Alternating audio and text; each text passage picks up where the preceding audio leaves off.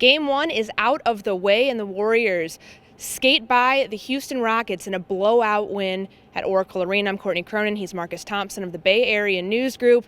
Steph Curry gets injured. Slight ankle injury, tweak, whatever they want to call it. He leaves the game. The Warriors are up 26. Doesn't return, tries, fights. 3 times he said he tried to talk to Steve Kerr to get him back in the game. It's a no-go, but the Warriors still win by 26 points. Yeah, that's Steph, right? That's how he does it. Look, the fact that he was trying to get back in the game is a good sign. If he couldn't come back out, then you'd be worried. I wouldn't be surprised if he sits game 2, mostly because they've shown that they can blow this team out. So maybe game 2 without Steph, they win by 15 instead of 26. But the message was sent clear enough. Like, this team is inferior. Whenever they want to win, they're better. So you might as well rest them. So the sense that I'm getting is that he might not play, or how about this? He's going to really have to be 100% for him to play. He's going to lobby, and he's going to try to pressure them, but they might say, hey, man, we don't need you. Just wait till game 3 in Houston. Is this going to be a David versus Goliath matchup? Because Saturday it absolutely proved that. The Rockets, whatever they had to do, they did. Physicality, the Patrick Beverley, Steph Curry scuffle that we saw in the first quarter really early on. What can this Rockets team do to, even out the margin? Or can they? I don't think they can. They're a mess. They were on the bench arguing, Patrick Beverley screaming at people, Dwight Howard. They're a mess, dude. They're like a reality show over there. And it's like, you can't win. You cannot win NBA basketball that way. Trevor Ariza had 2 shots. It's like he's one of the only guys who can score on this team. Why are you not getting him the ball? James Harden doesn't get to the free throw line.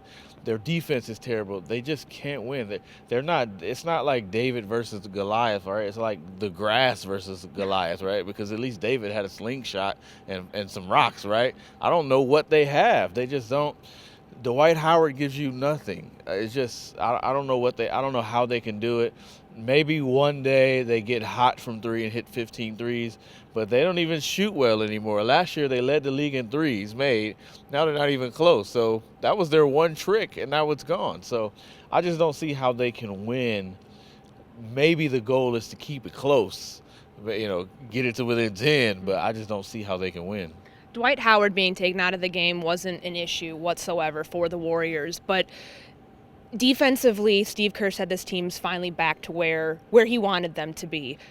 When you zero in on James Harden, hasn't had a game where he hasn't reached the free throw line literally in over a year, January 2nd, 2015, and he had 4 personal fouls before the first half even was over. Do they have the recipe to be able to do that again on Monday, then, for the next 2 games in a 4-game sweep potentially? No question, because what they have that teams like Houston don't have, or any of these lesser inferior teams, they don't have waves of defenders. The Warriors can throw at you in the starting lineup. You got Draymond Green, Andrew Bogut, and Klay Thompson. And then Andre Iguodala comes in the game, and Sean Livingston comes in the game, and Festus Ezeli. They have waves of guys to throw at you. So what do you do at that point? Like, if you're James Harden, and maybe if you get going against Klay, they're going to throw Iguodala at you. Mm-hmm. And, if that works, they're probably going to double team you. They didn't even have to get to layer 3. And for me, I feel like it all starts with Draymond Green, because he's such a dynamic defender that he just messes up everything they do. And then you got Bogut as the backstop. What happened today wasn't far-fetched. It wasn't like, ooh, the Warriors played lights out. This is like par for the course. This is them playing like them.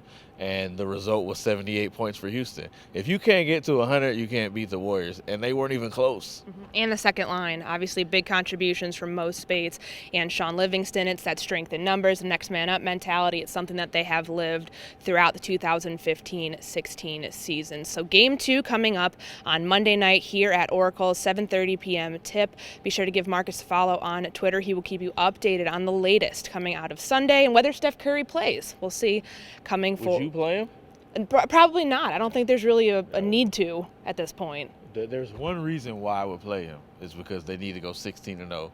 Because I wrote a column saying they should go 16-0, and they need to do that so I can look good. So. Okay. So Steve Kerr, if you're listening out there, be sure to know. 16-0. Play Steph, so 16-0. All right, that's going to do it for us from Oracle. From Marcus Thompson, I'm Courtney Cronin. Thanks for watching.